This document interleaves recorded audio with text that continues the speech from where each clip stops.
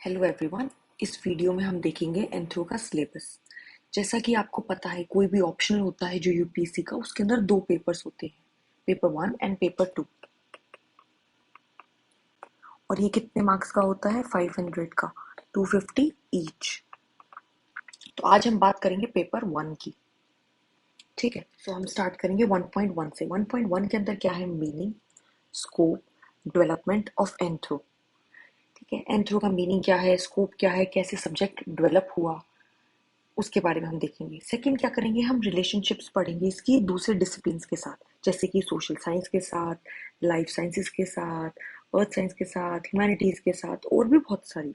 Anthro अलग discipline हमने क्यों बनाया, हम वो भी इसमें देखेंगे कि ऑलरेडी ये सब एग्जिस्ट कर रहे थे, तो एंथ्रो एज अ अलग डिसिप्लिन बनाने की जरूरत क्या पड़ी, वो सब कुछ हम यहाँ कंसिडर करेंगे।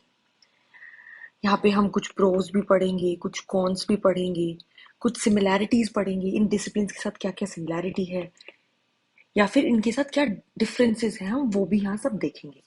ओके, 1.3 के अंदर क्या है? Main branches. यहाँ ब्रांचेस पढ़ेंगे हम एंथ्रो की। एंथ्रो की बेसिकली चार ब्रांचेस हैं: सोशो कल्चरल, बायोलॉजिकल, आर्कियोलॉजिकल और लिंग्विस्टिक। और जो कई बार हम कह देते हैं ट्राइबल वगैरह, वो पेपर 2 के अंदर आता है।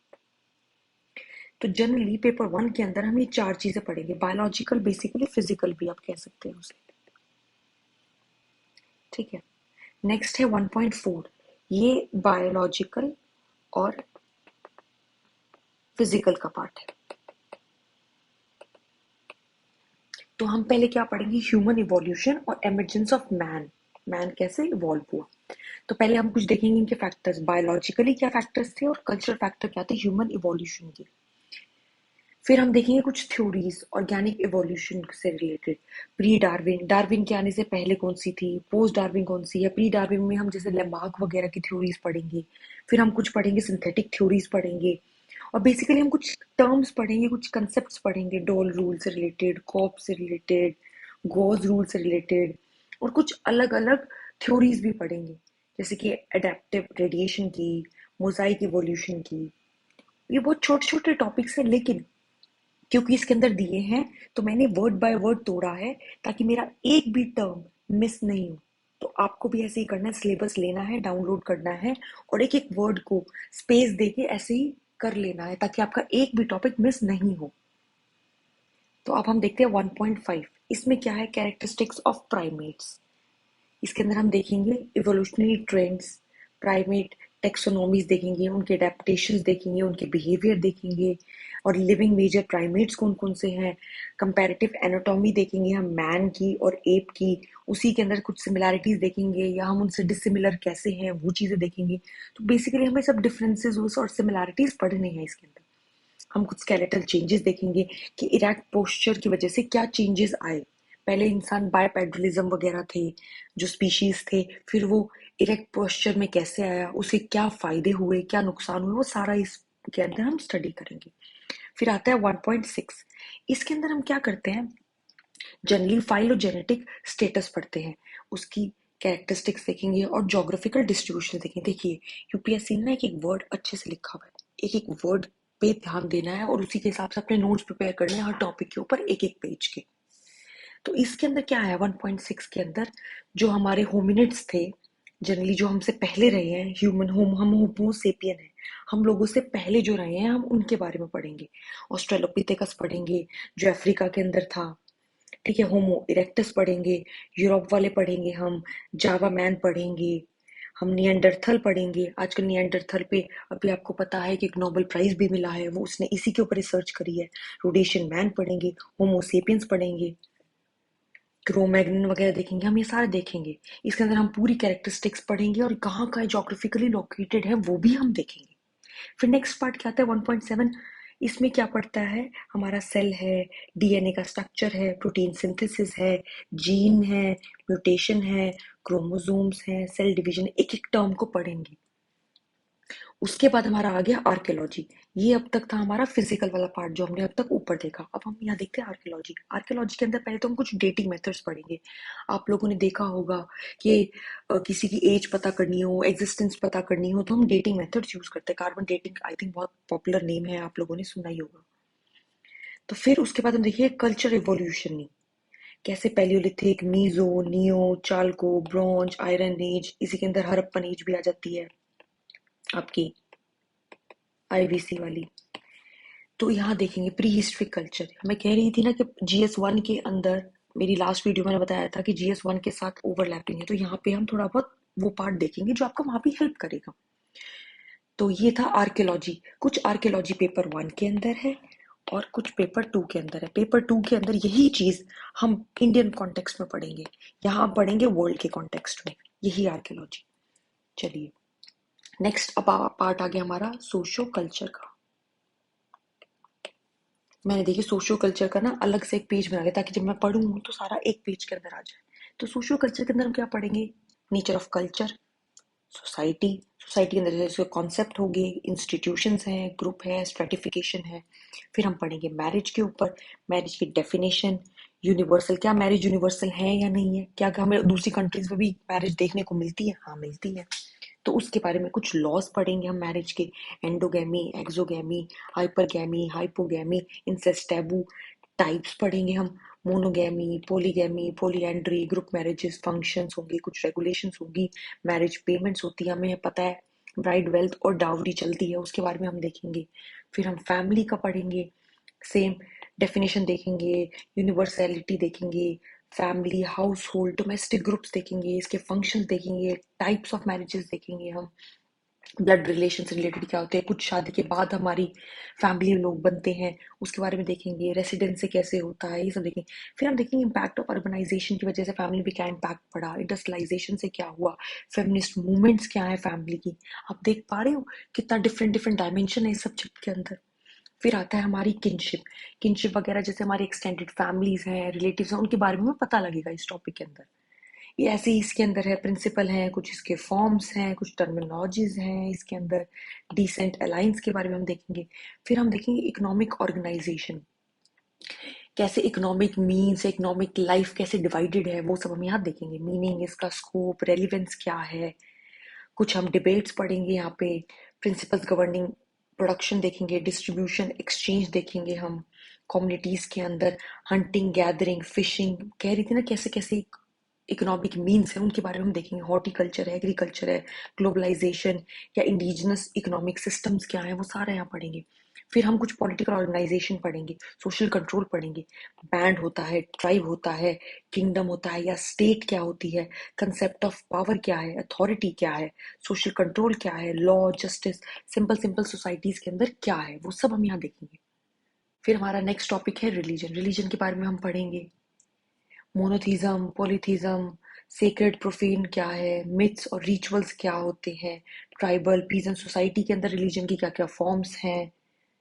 फिर हम रिलीजन देखेंगे, मैजिक देखेंगे या साइंस देखेंगे, कुछ फंक्शनरीज वगैरह, प्रीस्ट, शमन, बहुत सारी चीजें, विचेस, ये बहुत डिफरेंट डिफरेंट एस्पेक्ट्स हम सारा स्टडी करेंगे।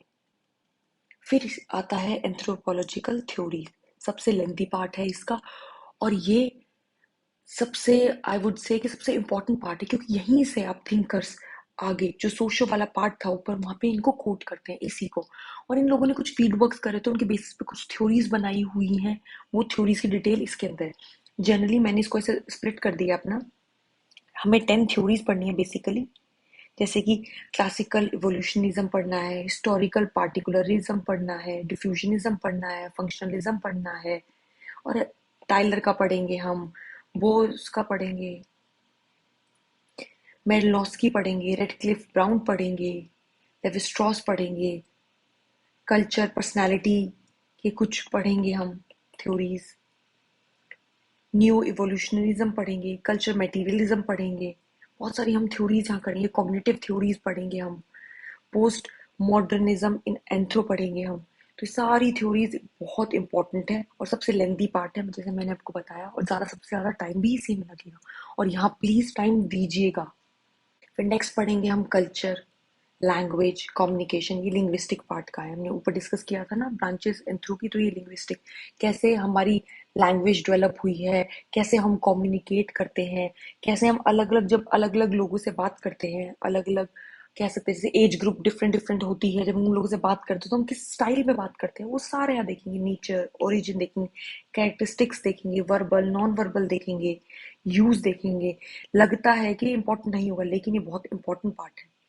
फिर नेक्स्ट हम देखेंगे कुछ रिसर्च मेथड्स, जो इन लोगों ने थ्योरीज बनाई है उनके ऊपर कुछ रिसर्चेस वगैरह की थी, तो कैसे करी थी, किसी ने फील्ड वर्क करी थी, किसी ने क्या टेक्निक्स यूज करी थी, मेथड्स या उनकी मेथोडोलॉजीज क्या थे, कैसे कैसे टूल्स यूज करे थे, ऑब्जर्वेशन करके या इंटरव्यू लेके। जैसे हम देखते हैं कुछ एंथ्रोपोलॉजिस्ट क्या है, ट्राइबल एरियाज में जाते हैं, वहाँ की सोसाइटी को ऑब्जर्व करते हैं, वहाँ लोगों के इंटरव्यूज लेते हैं, उसके बाद कुछ कुछ थ्योरीज बनाते हैं, फिर अपनी केस स्टडीज वगैरह वो देते हैं। तो हम वो सारे देखेंगे, ओरल हिस्ट्री हम देखेंगे, ये सारी चीज हमने यहाँ कवर करनी है। और फिर वो अपना ये सारा रिसर्च वर्क कैसे प्रेजेंट करते हैं, प्रेजेंटेशन ऑफ डाटा भी देखेंगे। फिर अपना पार्ट आता है, ये है फिजिकल। एक फिजिकल यहाँ देखा था हमने, ये वाला पार्ट, ये प्राइमेट्स हो गया, 1.5 1.6 वाला पार्ट था। फिर एक अब यहाँ आता है, ये है जेनेटिक्स वाला पार्ट। इसके अंदर क्या है, ह्यूमन जेनेटिक्स के बारे में है, कैसे मैन फैमिली की स्टडी हम देखेंगे, पेडिग्री एनालिसिस देखेंगे, इसके अंदर फैमिली ट्री बनाए जाते हैं, ऐसे पूरा करके एक फैमिली ट्री बनता है, उसको फिर हम स्टडी करते हैं, ट्विन स्टडी देखते हैं, फोस्टर चाइल्ड पढ़ेंगे हम इसके अंदर, बायोकेमिकल मेथड देखेंगे, बहुत सारी डीएनए टेक्नोलॉजीज देखेंगे, रिकॉम्बिनेंट टेक्नोलॉजीज देखेंगे। ये भी जैसे कि आपको पता है आपके GS3 के अंदर बायोटेक्नोलॉजी आता है, तो वो आपको यहाँ से बहुत हेल्प मिलेगी। मेंटल जेनेटिक्स देखेंगे, फिर हम कुछ देखेंगे यहाँ पे, कुछ लॉज वगैरह हम यहाँ पे पढ़ने वाले हैं, इनब्रीडिंग देखेंगे, जेनेटिक ड्रिफ्ट पढ़ेंगे, मीटिंग्स वगैरह के बारे में पढ़ेंगे, genetic load, consanguineous and cousin marriages देखेंगे हम यहाँ। फिर हम कुछ देखेंगे क्रोमोसोम और उनके अंदर कोई डिसऑर्डर्स वगैरह हो जाते हैं उसके बारे में, न्यूमेरिकल या स्ट्रक्चरल डिसऑर्डर आ गया, सेक्स क्रोमोसोमल एब्रीवेशंस आ गई, जैसे टर्नर हो गया, सुपर फीमेल हो गया, और डाउन सिंड्रोम हो गया, पटाओ सिंड्रोम हो गया, एडवर्ड सिंड्रोम हो गया, genetic imprints in human diseases क्या हो गया, डीएनए प्रोफाइलिंग के बारे में, जीन मैपिंग के बारे में। एक एक टर्म को हम स्टडी करेंगे, एक भी वर्ड यहाँ मिस नहीं हो सकता, एक एक टर्म इंपॉर्टेंट है, इस पे एक एक टर्म पे क्वेश्चन आते हैं।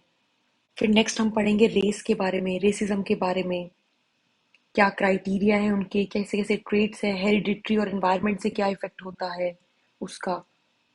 रेस क्रॉसिंग देखेंगे हम ह्यूमंस के अंदर, फिर हम कुछ एज और सेक्स और population variations as genetic markers वो करेंगे यहाँ पे। ब्लड ग्रुप्स के बारे में हम यहाँ पे पढ़ेंगे, कुछ एंजाइम्स देखेंगे हम यहाँ पे, बॉडी फैट, पल्स रेट, ये सारी चीजें हम यहाँ कवर करेंगे। फिर हम इकोलॉजिकल एंथ्रोपोलॉजी भी देखेंगे, बायोकल्चर एडेप्टेशन, जेनेटिक और नॉन जेनेटिक फैक्टर्स की वजह से कैसे एडेप्टेशंस होती हैं, वो सारा हम यहाँ पार्ट यहाँ कवर करेंगे। अच्छा, एनवायरमेंटल स्ट्रेसेस की वजह से, जैसे कोई हॉट डेजर्ट्स में रहते हैं, कोल्ड में रहते हैं, हाई एल्टीट्यूड पे रहते हैं, क्लाइमेट जो डिफरेंट डिफरेंट होते हैं, तो उनमें कैसे कैसे बॉडी रिएक्ट करती है, हमने कैसे अडेप्ट किया है जीन्स के थ्रू भी और कुछ एनवायरनमेंट की वजह से, वो सारा हम यहाँ साथ कवर करेंगे इस पार्ट के अंदर। फिर हम नेक्स्ट पार्ट में ह्यूमन की डिजीजेस, उनकी हेल्थ के बारे में देखेंगे, इन्फेक्शियस नॉन इन्फेक्शियस डिजीज देखेंगे, क्या क्या डेफिशिएंसीज होती हैं वो पार्ट कवर करेंगे।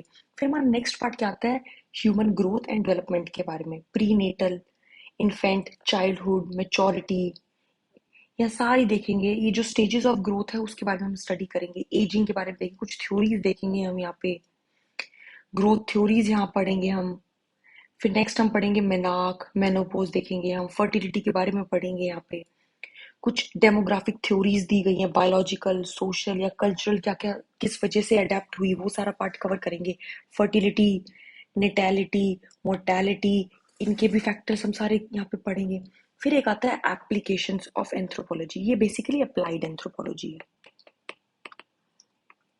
ये सारा पढ़ने के बाद कैसे कैसे ये अप्लाइड है, कहाँ कहाँ अप्लाइड है, स्पोर्ट्स में, न्यूट्रिशन में, डिजाइनिंग में, डिफेंस के अंदर, फोरेंसिक के अंदर, पर्सनल आइडेंटिफिकेशन के अंदर, पैटर्निटी डायग्नोसिस जो होते हैं, जेनेटिक काउंसलिंग्स जो होती हैं, DNA technology in diseases medicine के अंदर, सारी सब एप्लीकेशंस है, हम ये सारा कवर करेंगे।